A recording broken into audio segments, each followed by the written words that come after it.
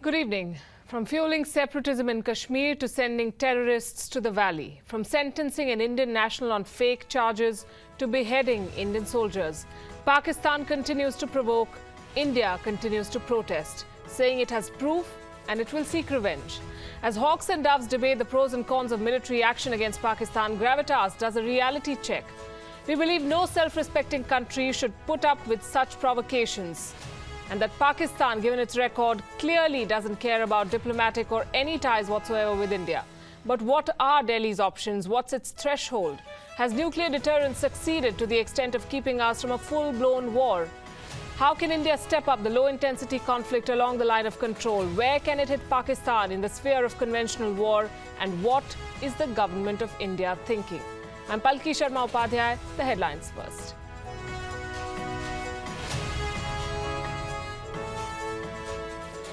ISIS takes responsibility for an attack on a NATO convoy in Kabul that killed 8 people and left more than 28 wounded.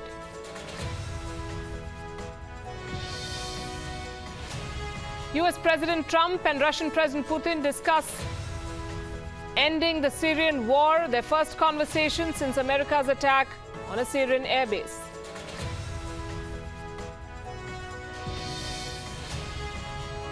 It's the biggest battle before the electoral war. Marine Le Pen and Emmanuel Macron face off on primetime television 3 days before the presidential poll in France.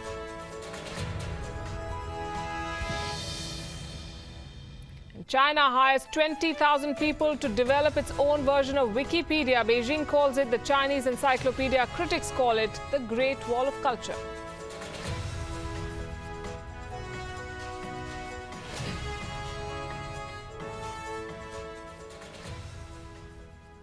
Two days after the beheading of Naib Subedar Paramjeet Singh of the Indian Army and Constable Prem Sagar of the Border Security Force, India summoned Pakistan's envoy Abdul Basit to convey its outrage and demand action. The government considers it a strong act of provocation and in contravention to all norms of civilized conduct. It is significant that the attack was preceded by covering fire from Pakistani posts in the Batal sector, in the vicinity of village Batal. Blood samples of the Indian soldiers that have been collected and the trail of blood on the Roza Nala line clearly shows that the killers returned across the line of control. India claims proof of involvement of the Pakistani army. The attack was preceded by Pakistani army cover fire. Blood samples of Indian soldiers and bullet samples are being used as proof against Pakistan. The blood trail on the Roza Nala shows attackers cross the line of control. Foreign Secretary S. Jaishankar confronted the Pakistani envoy to India, Abdul Basit, with proof. India has now demanded action against Pakistani officials involved. Islamabad, of course, denies any involvement, asking for actionable proof yet again.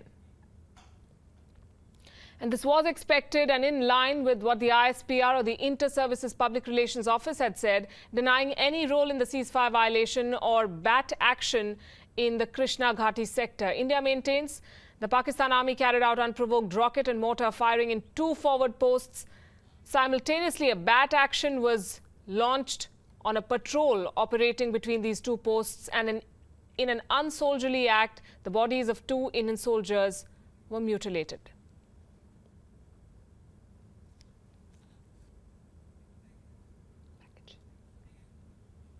What's also important to note is that India has not retaliated to past Pakistani provocations, reflecting not only military but also at a certain level political weaknesses. Here's a report.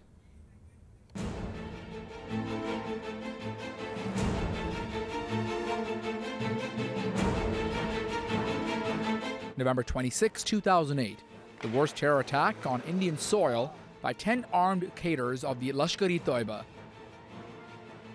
By the time the last terrorist was eliminated 4 days later, 164 people died. Despite that, India did not retaliate. This was the Mumbai terror attacks. Why India did not retaliate to the 26/11 attacks? The army's plan for shallow thrusts into Pakistan was rejected as too provocative and unacceptable internationally. The Navy wasn't ready for any quick retaliatory strike. The Air Force said it needed precise intelligence on location of terror camps, but such intelligence wasn't available. Much of the same happened after the brazen attack on India's parliament in 2001 by 5 Lashkar terrorists. They were killed, and the attack was foiled, but at the cost of 9 Indian lives. Then, Prime Minister Vajpayee ordered the army to mobilize 500,000 troops on the Pakistani border. They remained there for 10 months. There was no Indian strike and no war. The US intervened and got Pakistan to condemn terrorism and banned 6 terror organizations, including Lashkar-e-Taiba and Jaish-e-Mohammed. India did not initiate any military action, despite 2 other Pakistani provocations. The 2006 Mumbai suburban train bombings that killed 187 people. India accused Pakistan's ISI of planning the attack and the Lashkar and Student Islamic Movement of India of carrying it out. Investigators probing the 1993 Mumbai serial blasts, which killed 257 people, said Karachi-based Don Dawood Ibrahim was responsible. India's disinclination to retaliate at that time reflected not only military weakness, the economy was less robust, and the political leadership less able to ward off international pressure. In recent times, the nuclear factor has also risen in significance. Bureau Report, WION. And joining us this evening on Gravitas, retired Major General Afsar Karim. He's a former member of India's National Security Advisory Board. Joining us from Noida, we have Taha Siddiqui, WION's Pakistan Bureau Chief. Joining us from Islamabad, and Professor Qamar Cheema. He's a defense analyst also with us from Islamabad. Good evening to all of you. We'll also be joined by Bharat Karnad in a bit. He's from the Center of Policy Research and is in Delhi. General Karim, let me ask you first. Every time there's a provocation, we see a démarche, we see some strong words exchanged between the two sides, and then it's back to business. Does India have any real options?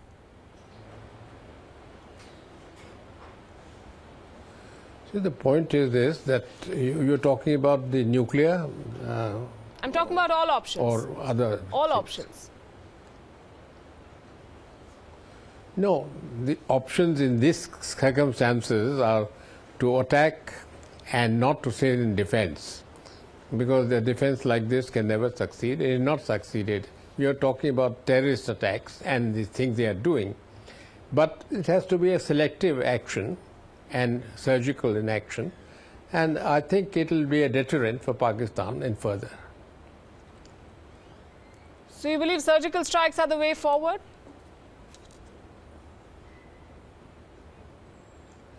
You see, surgical strike, as it went, is a very small issue. It has to be a much deeper strike, not the kind of surgical strike within 5 kilometers or something, but perhaps on his bases which are deeper in POK and other places. So that's a matter of a detail. But the question is that some action has to be taken which proves the deterrence for Pakistan, for they hesitate to take further this kind of action they are doing now. At the moment, they're not paying enough cost for this, which they must do. Professor Cheema, Pakistan keeps asking for actionable proof. What is actionable proof? There is ample proof that these men crossed the line of control, beheaded Indian soldiers, and went back to the Pakistani side. Is perpetual denial, sir, Pakistan's official policy now?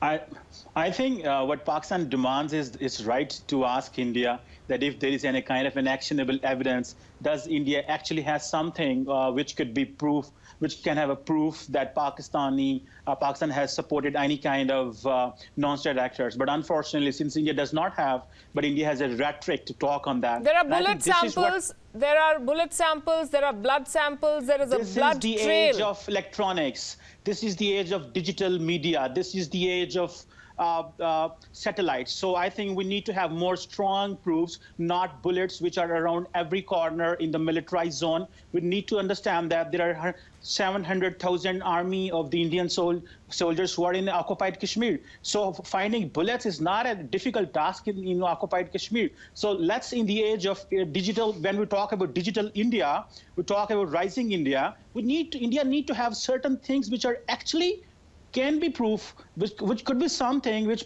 India can say that this is. Help me understand what is digital. What is digital proof of Pakistani involvement? This is what you have to tackle. This is your responsibility. If there is something, if actually India believes that Pakistan has done something, then the world is open. You need to tell to the international community, these are the proofs that Pakistan is involved in such. Why don't you tell us what proof you want? Because you've decided it should be digital in nature, it should come from XYZ agency. So you tell us what you want. I think any proof that should be admissible as an evidence in international law. Does Pakistan follow international law? Definitely, we are a member of international community as you are. So why is Kulbhushan Jadhav not being given consular access? Kulbhushan Jadhav have been caught as a spy inside Pakistan who has accepted that he was sabotaging the peace and but international law says no matter who you capture, you will give consular access to a foreign national. But we have to see that what kind of relations Pakistan and India enjoy, and in such kind of a situation, we have to see that how India. So Pakistan is selective on international law. We have to see that Pakistan is asking India that you send your serving Navy officer in Pakistan, and you ask that you should have an access to that. I think this is the time where world must understand there is state-sponsored terrorism in Pakistan by India, and that must stop now. You must answer my question, sir. Do you agree that international law mandates consular access to a national from any country and that Pakistan is not following it? Well, Pakistan is following all international norms and values which are into the ambit of Pakistan and India, definitely, and international law as well. And we are answerable to international community and to the United Nations. And I think this is where the international community needs to ask to India that why India can send its serving naval officer in Pakistan for destabilizing Pakistan. Does that fall in international law? First of all, it's not clear that it is clear that he was not a serving officer. He was retired. But even if he were, he qualifies to get consular access, though this is not what we are discussing right now. Kulbhushan Jadhav is a case, a debate for another day, and we have taken it up very strongly here on WION. But Taha, let me come to you then.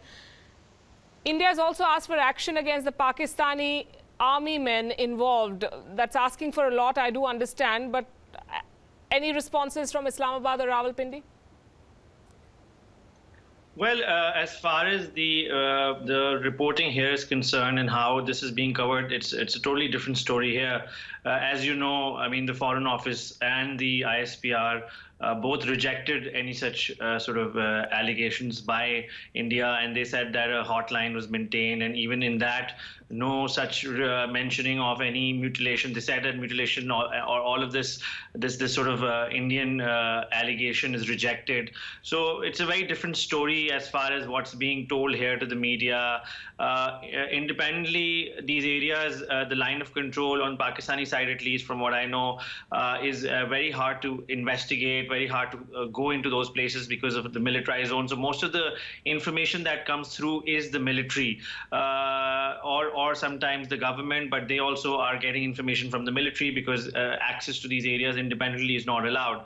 So given all of that, I mean, whether or not this happened or not, we do know that there have been border crossings. There are reported cases of border crossings. Whether the military is involved or not, back in '99, we know during Kargil this happened. After that, there have been cases of reports of infiltration, but whether or not it's military, we saw in Kargil also the Pakistan military disowned its own soldiers. So it's very different, very, very difficult to know what actually is going on the LOC, but past experiences say that this has happened before. Right. General Karim, another issue that we're exploring here is political will. There have been instances in the past where India could have done much more, but it did not for whatever reasons, logistical reasons, political reasons. Do you see that changing?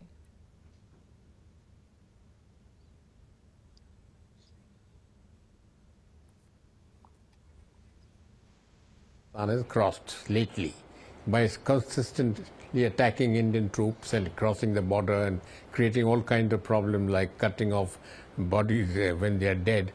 But I think that limit is reached and political will is there to do something. And what exactly is to be done will be decided by the Indian military.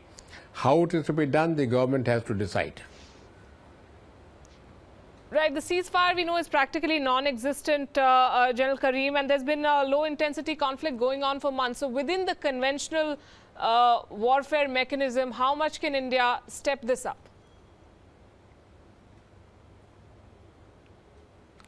You see, the ceasefire violation has been continuing, but there is not a major violation of ceasefire. There is a smaller one. But that is a separate issue. The point is that coming across the border and mutilating bodies and attacking Indian troops and other targets, that is the problem Pakistan is creating consistently, and there they have crossed the limit. And so I come back to the question, then what can India do? You're saying surgical strikes or more effective surgical strikes is one option, but what is the threshold then when we say that there is nuclear deterrence and both countries can go only to a certain limit? What is that limit? No, nuclear deterrent is related to different things. In this particular case, the question is that you have to destroy the capability of Pakistani military and non-military terrorists to attack across the border, and that cannot be done within our own borders. That has to be done across our borders. How far and where, in what manner, that is yet to be decided, and it cannot be made public in any case. And what is the point then of summoning the Pakistani envoy? Is it just for optics? No, all that continues besides this. That's a different issue. But here is a question of a particular issue, and that is the military's job to do, and they must do it now. The government has to give their go-ahead. Professor Cheema, would you at least admit that Pakistan has shown on more occasions than one that it doesn't care about any sort of engagement with India, and so any effort of this type is futile? There is provocation after provocation. Well, I think you need to readdress the question. It's Pakistan who has been asking time and again India to come on the talks. It's Pakistan who has even having tough time with India, went for Heart of Asia conference in India, for Afghanistan. Pakistan has been asking for a regional restraint regime with India to deal with the nuclear thing in South Asia. It's Pakistan who has been asking India to let's talk now. I think since we had BJP in government since 2014, we have seen there are provocations and provocations. Kashmir Valley is burning. All the attacks are happening on the Indian side. Who is provoking, and how can there be talks? How do you expect there to be talks when you're beheading Indian soldiers? This is a very serious question, that why Indian youth are pelting stones at the Indian army. Please don't digress, sir. Please don't digress. Yes? We are talking about provocations. We are talking about attacks on military installations in India. We are talking about the beheading of Indian soldiers. And you're saying there should be talks. What's the point of those talks is what I'm asking you. And the other question I asked you to start with was, has Pakistan made it clear that it does not care about engagement with India?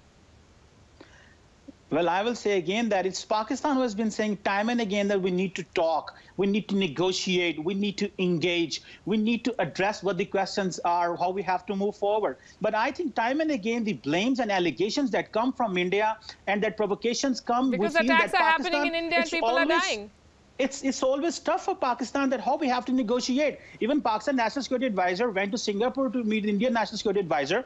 I think that Tayyip Erdogan has been saying that India and Pakistan need to talk. Donald Trump even asked that India and Pakistan need to talk. But we are sorry to say, unlike Pakistan, India can decide for itself when to talk and with whom to talk. Provocations. Right. What? Sorry?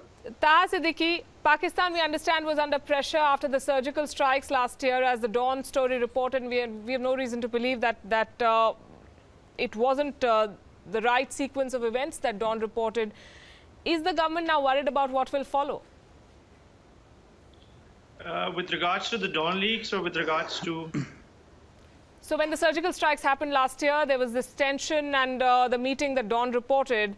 Now there's been another provocation and a very grave one, and the government of India and the Army of India have said that we will respond as we see fit. Is there tension in Islamabad over this?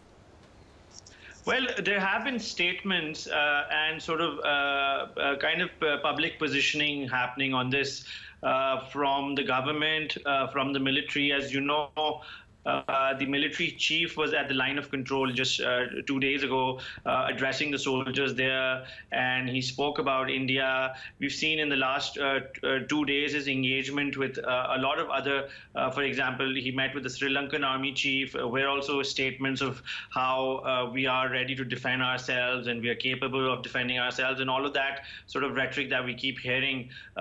So in that sense, yes, there seems to be, we can read some of the worry, and that is why these statements are coming out.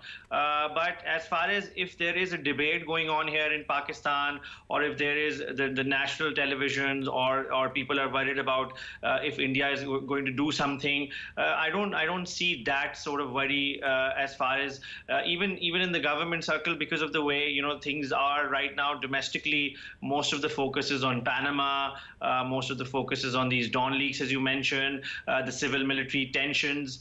And within that, we see the military giving out statements. The defense minister has spoken about it. The media has covered it a little bit, but not so much attention being given to these sort of threats, if you may call them, from India. Right. I'm going to request you all to stay. Amid growing provocations, the Hawks have called India's strategic restraint its biggest liability. While nuclear deterrence may have paid off by preventing a major war between the two countries, India's no-first-use policy certainly has tied its hand. Is the government now reviewing that position? Here's a report. On May 11, India will mark 19 years of formally shaking off its nuclear ambiguity with 5 tests in the Pokhran Desert. On May 28, Pakistan did the same in the Chagai Hills in Balochistan. Both countries were now declared nuclear weapon powers, and nuclear deterrence was now a factor in their relationship. The difference was India declared its commitment to no first use, meaning it would not be the first to use nuclear weapons. Pakistan says it will use nuclear weapons whenever threatened. This stand may have deterred India from invading or otherwise attacking Pakistan after the Mumbai attacks and other terror strikes. There's been growing speculation that the present government is now inclined to junk the no first use commitment. Former Defence Minister Manohar Parrikar hinted at it last November. Why should I bind myself to I should say I am a responsible nuclear power and I will not use it irresponsibly. Parrikar's comment came weeks after the terrorist attack at Uri in Jammu and Kashmir on 18 September and the retaliatory surgical strikes by India 11 days later. Parrikar called for injecting a degree of unpredictability into India's strategic posture. Indian strategic thinkers have been arguing that no first-use policy is not in sync with geostrategic conditions. Pakistan has overtaken India's nuclear arsenal in size, and more dangerously, it has miniaturized nuclear warheads for use as tactical nuclear weapons on the battlefield. During the Kargil War, India used air power despite the nuclear threat from Pakistan. Recent surgical strikes suggest India is now more willing to explore ways to inflict pain on Pakistan without crossing the nuclear threshold. Ramesh Ramachandran, WION. General Karim, let me ask you this. Is India's no first use policy its biggest liability?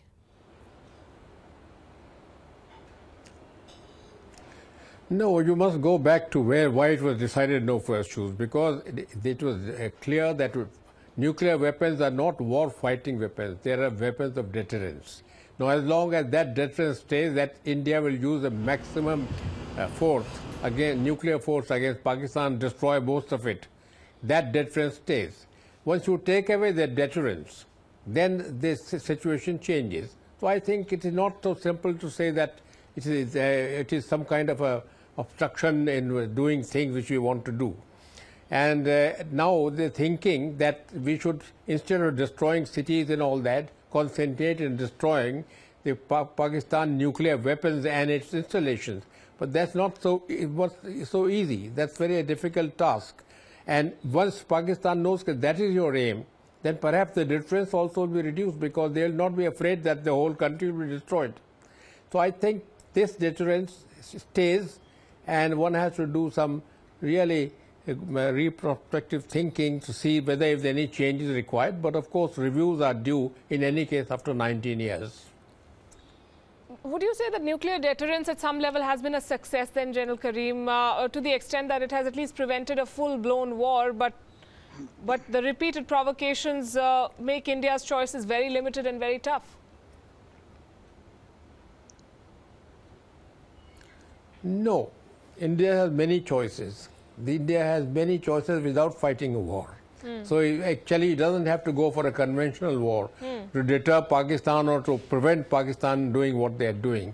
And Pakistan can be really damaged through other ways.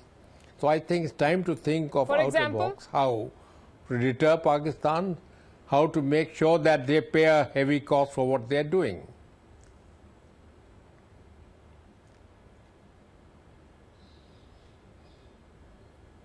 For example, sir, you're saying that there are many other ways.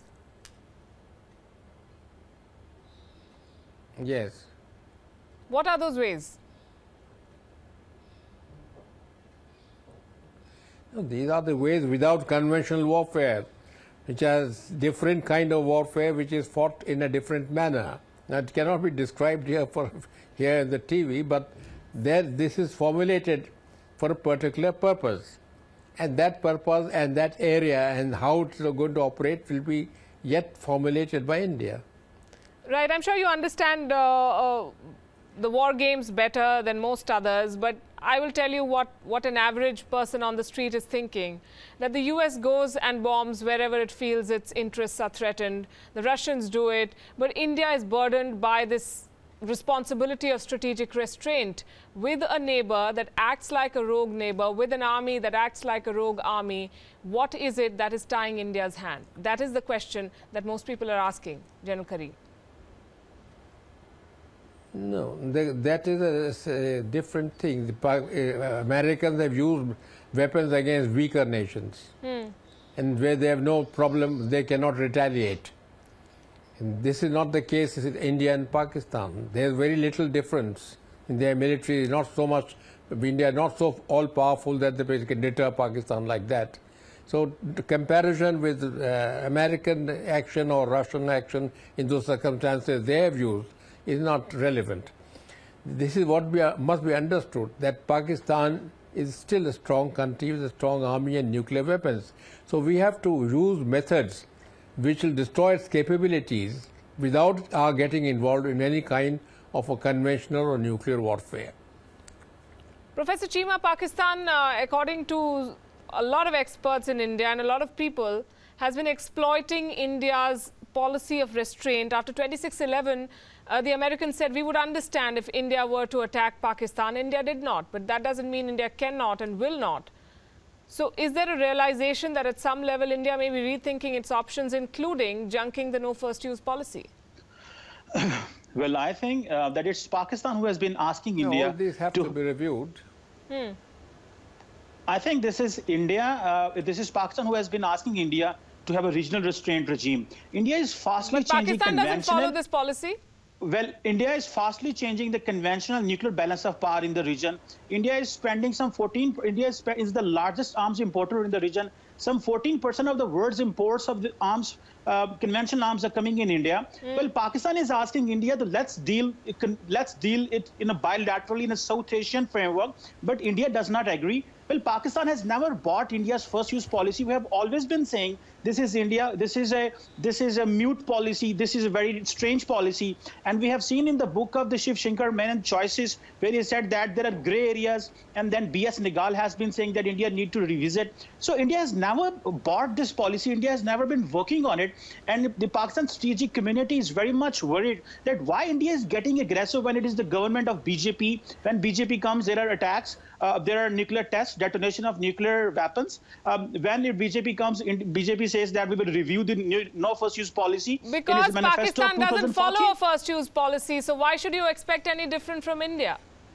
Well, we're open in what we have been saying, but I think there has been a duplicity. That makes it all right. In Indian perspective, we understand that India has been belligerent, so we need to lower the threshold of the nuclear deterrent. So I think this is what we want, that Pakistan and India should deal all matters in the region, where there should be there should be a nuclear restraint regime for South Asia. If India really wants to have restraint in the region, then India should participate into that, rather not participating or being more conventional, changing policies. And then BJP, when it is government, there's I don't know no why you first use, keep they are bringing up the talking on that. BJP. It's got...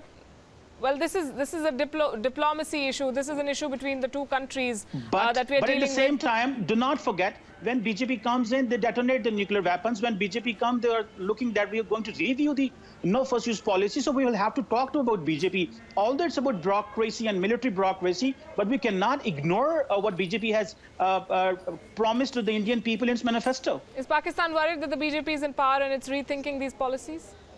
Well, Pakistan is worried that BJP is a more hawkish and aggressive party. So we understand there could be any kind of a miscalculation which could not be in favor of the region. Or a fitting retaliation. Taha, how is Islamabad looking at this subtle shift, this Dole doctrine that we call it here in India, that no options are not on the table? Well, if you look at the Pakistani sort of nuclear arsenal pile-up in the last few years, and there have been reports on it, especially in the Western sort of, nuclear research think tanks, Pakistan has one of the largest growing arsenals of nuclear weapons. It has been experimenting with short-range ballistic missiles, lowering its threshold. It's also recently gone into nuclear submarines that China helped Pakistan with. So all of that, given the understanding in Pakistan from what we talk to experts here, people who are associated with the military, people who have been associated with the SPD, the nuclear department of the military, the nuclear department of the country, all of them, the understanding is that even though India has this no first use policy, and it's a declared policy, but when the time comes, it will not abide by it, and it will not honor it. So in that case, we should have our own deterrence in the sense of this pile up. And then again, as Mr. Qamar was pointing out, given all the pile ups we see on the other side, that is given given as a rationale for the Pakistani piling up of the nuclear weapons. General Karim, my final question to you, sir, is do you believe it's time to junk this policy? And junking it doesn't mean detonating a nuclear weapon tomorrow. It means telling your enemy or your neighbor that this is very much an option.